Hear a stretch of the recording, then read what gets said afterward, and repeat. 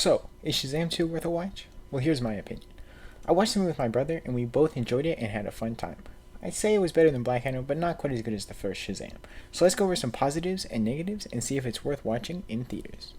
Overall, the acting in the movie was absolutely solid. Freddy's actor, Jack Dylan Grazer, was probably the strongest of the younger actors.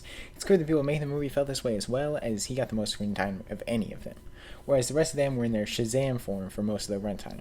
Still, I felt that all the actors did a great job, which is no surprise, as I felt this way about the first movie as well. The next positive is going to be the humor, as I felt the movie was very funny. It didn't feel forced like much of the Marvel humor nowadays, for the most part. There were some solid jokes in the movie which had my brother and I laughing out loud. I felt the jokes were as funny to me as the first movie. I really like comedy, so this is definitely a big positive for me. Finally, I felt interested in the characters and what they did in the movie. Without going to spoilers, I enjoyed watching the relationship between Freddy and Anne, Billy with him struggling to realize that his foster family actually wants him there, and basically everything the wizard does in the movie. Now let's move on to some negatives. So one of the negatives I felt was the disconnect between Shazam and Billy. They didn't really feel like the same character. This was a common complaint in the first film, however, I didn't really feel that way with that one. He was a bit goofier as Shazam, but that felt like how any teenager would be if they suddenly got superpowers. However, in this movie, the disconnect was even more apparent, and 2 years have passed since the first one, so it seems he would have adjusted to the change by now and been more or less the same between the two personalities. It would have been better, in my opinion, if Billy was a bit goofier to match the goofiness of his Shazam persona. The next complaint is a big one. The trailers spoiled major parts of the movie. Since I don't want to go into spoilers, I'm going to be fairly vague. But a lot of the scenes were in trailers which showed important parts of the movie, which kind of hurt the enjoyment.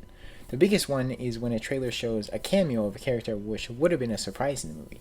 However, the biggest problem with it is not that they spoiled the cameo, but instead it ruined a crucial part of the movie. There's a big emotional moment in the movie which gets completely ruined if you've seen the trailers, because the character hasn't appeared yet, so you know it's coming, so it kind of messed up the emotional crux of the movie. This isn't really a complaint of the movie though, and more of the people in charge of the marketing.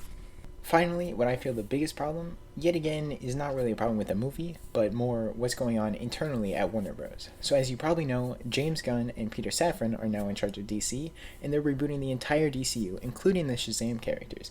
Now, this means that all the characters in this movie probably won't be seen again and don't have any impact on future movies. This makes it hard to care about what happens in the movie because it's all just going to be wiped away soon, especially when there are post-credit scenes which seem to be setting up future events which are never going to come to fruition, which is probably the biggest reason why it's not performing all that well at the box office. So, in conclusion, should you watch Shazam: Fury of the Gods? Well, it kind of depends. If you like the first movie, I think you would definitely enjoy this one, and if you just want an enjoyable movie to watch, I think it's worth it for you. However, if you're hoping for more interconnectivity to the DCU, perhaps something connecting it to the new rebooted universe, that's not going to be here. While I still enjoyed it, I don't think it's a movie that you definitely have to watch in theaters. Thanks for watching, I really hope you enjoyed, and if you did, go ahead and subscribe. I'll see you next time. Bye.